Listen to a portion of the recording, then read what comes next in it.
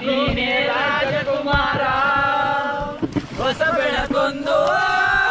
ಹೊಸಿಗೆ ಬಂದು ಬೆಳಗ್ಗೆ ಮನೆಯ ಮನಗಳೆಂದು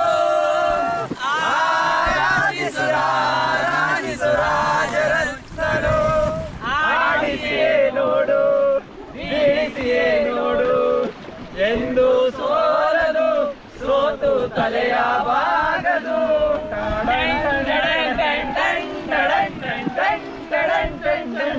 ಯೋಗವು ಒಮ್ಮೆ ಬರುವುದು ನಮಗೆ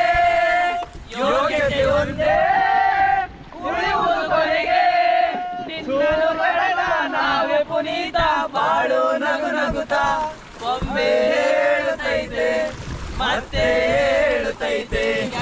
ನೀನೇ ರಾಜಕುಮಾರ